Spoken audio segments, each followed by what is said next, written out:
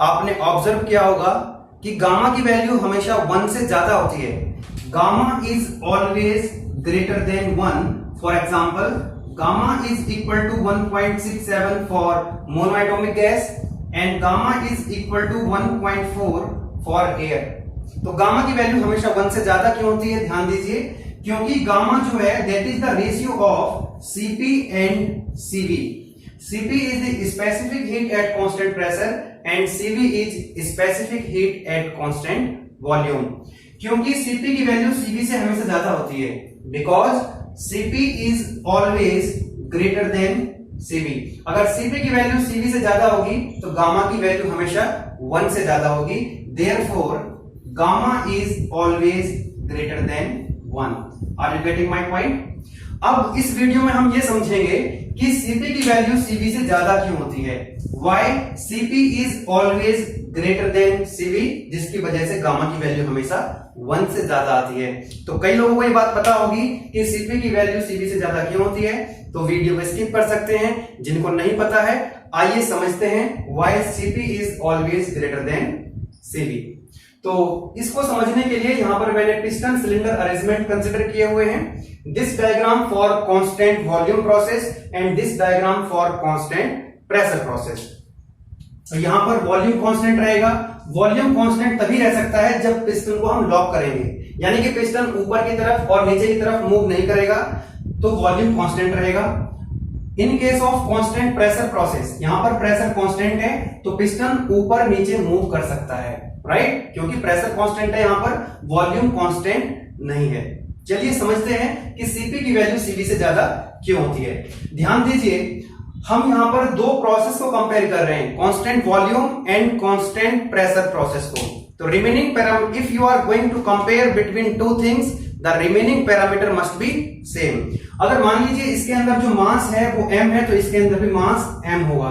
इसका initial temperature कितना है? Ti, तो इसका इनिशियल टेम्परेचर भी कितना होगा? Ti। इसका फाइनल टेम्परेचर Tf है, इसका फाइनल टेम्परेचर भी कितना होगा? Tf। मतलब दोनों का जो टेम्परेचर डिफरेंस होगा that must be same, right. इसका टेम्परेचर भी डेल्टा T और इसका टेम्परेचर भी डेल्टा T। फॉर एग्जांपल, इसका इनिशियल टेम्परेचर 30 डिग्री सेल्सियस है और इसका भी इनिशियल टेम्परेचर कितना है? 30 डिग्री सेल्सियस। दोनों को हमने हीट, दोनों ही केसेस में हीट सप्लाई करेंगे, इन case of constant volume process, in case of constant pressure process. दोनों में हीट सप्लाई करेंगे और इसका टेम्परेचर इंक्रीज हो जाएगा, मान लीजिए 80 डिग्री सेल्सियस तक। इसका भी कितना हो जाएगा? 80 डिग्री सेल्सियस तक। तो ध्यान दीजिए, हम कंपेयर करेंगे यहां पर constant volume constant pressure process को, then remaining parameter must be same. दोनों का मास m है, दोनों का टेम्परेचर डिफरेंस भी सेम है। दोनों ही केसेस में हम टेम्परेचर राइज करेंगे 30 टू 80, 30 टू 80। अब यहां पर देखेंगे हम कि 30 से 80 डिग्री सेल्सियस तक टेम्परेचर को राइज करने के लिए कांस्टेंट वॉल्यूम या कांस्टेंट प्रेशर, किसमें ज्यादा हीट सप्लाई करनी पड़ेगी? क्योंकि ये पिस्टन सिलेंडर अरेंजमेंट है, यानी कि क्लोज सिस्टम, और क्लोज सिस्टम के लिए हम इक्वेशन अप्लाई कर सकते हैं, del Q is equal to del W plus du, right? This is the first law of thermodynamic equation for closed system. Del Q is equal to del W plus du।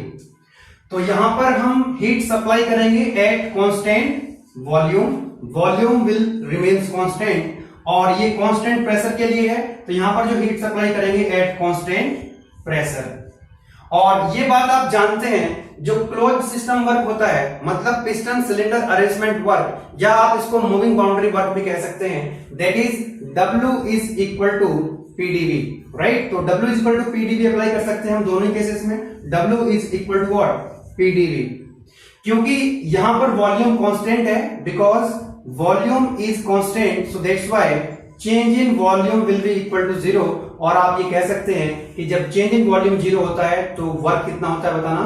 0 होता है, right. So work is always equal to 0 in case of isochoric, मतलब constant volume process. अगर हम बात करें constant volume process की, तो ये हो जाएगा 0। Work is equal to 0 in case of constant volume process. तो हीट ट्रांसफर कांस्टेंट वॉल्यूम पे किसके बराबर आ जाएगा? यहां पर चेंज इन इंटरनल एनर्जी। मान लीजिए आपने कांस्टेंट वॉल्यूम पे 100 किलोजूल हीट सप्लाई करी और टेम्परेचर इंक्रीज हुआ from 30 degree Celsius to 80 degree Celsius. तो जितने भी आप हीट ट्रांसफर करते हो कांस्टेंट वॉल्यूम पे, that will be equal to change in internal energy. मतलब 100 kilo joule internal energy increase हो गई और उसका इंटरनल एनर्जी इंक्रीज होने से उसका temperature 30 degree Celsius to 80 degree Celsius हो जाता है। अब हम बात कर लेते हैं कांस्टेंट प्रेशर प्रोसेस की। तो कांस्टेंट प्रेशर प्रोसेस में क्या होगा, जो पीडीवी है that is not equal to zero, यानी जो वर्क होगा that is not equal to zero, work zero नहीं हो सकता। जैसे आप कांस्टेंट प्रेशर पे हीट सप्लाई करेंगे तो पिस्टन ऊपर की तरफ मूव करेगा, यानी इस हीट का कुछ पार्ट वर्क में चला जाएगा, यानी कि पिस्टन को ऊपर की तरफ लिफ्ट करने में चला जाएगा, राइट। तो ध्यान दीजिए यहां पर जो डेल डब्ल्यू की वैल्यू है वो जीरो नहीं हो सकती है, because volume is not constant. Piston को जब पिस्टन ऊपर की तरफ मूव करेगा तो यहां पर कुछ ना कुछ आपको पीडीवी मिलने वाला है। For example, just for the purpose of understanding, मान लीजिए कि जो डेल डब्ल्यू की वैल्यू है यहां पर कितनी है, that is equal to 30 kilo joule, ठीक है। तो ये हो जाएगा आपका 30 किलो जूल।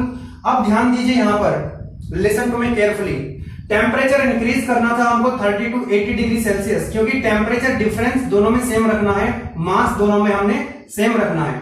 तो सेम टेम्परेचर डिफरेंस यानी कि 30 टू 80 डिग्री सेल्सियस तक जाने के लिए हमको इंटरनल एनर्जी की वैल्यू कितनी चाहिए, 100 किलो जूल। तो ये डेल्टा यू की वैल्यू कितनी होगी यहां पर, 100 किलो जूल। मैं रिपीट कर रहा हूं, 30 to 80 degree Celsius, 30 to 80 degree Celsius. तो same amount of internal energy हमको यहां पर चाहिए होगी। अगर यहां पर 100, यहां पर change in internal energy 100 kilo joule है, तो यहां पर भी चेंज इन इंटरनल एनर्जी कितनी होगी, 100 किलो जूल। तो जब आप कांस्टेंट प्रेशर पे हीट सप्लाई करोगे तो डेफिनेटली आपको 100 plus 30 kilo joule heat supply करनी पड़ेगी। यानी कांस्टेंट प्रेशर पे अगर आप हीट सप्लाई करना चाहते हैं, सेम मास के लिए सेम टेम्परेचर राइज अगर आप करना चाहते हैं, तो आपको 130 किलो जूल हीट सप्लाई करनी पड़ेगी एट कांस्टेंट प्रेशर। ध्यान दीजिए, सेम मास और सेम टेम्परेचर डिफरेंस के लिए कांस्टेंट प्रेशर पे ज्यादा हीट सप्लाई करनी पड़ती है as compared to constant volume, क्योंकि हम जब कांस्टेंट वॉल्यूम पे हीट ट्रांसफर करते हैं तो वो टोटल कन्वर्ट हो जाती है इंटरनल एनर्जी में, जिसकी वजह से टेम्परेचर इंक्रीज होता है और वर्क डन कितना हो जाता है यहां पर, जीरो के बराबर। अगर हम बात करें कांस्टेंट प्रेशर प्रोसेस की, तो ये दो पार्ट में डिवाइड हो जाती है, वर्क डन और इंटरनल एनर्जी में।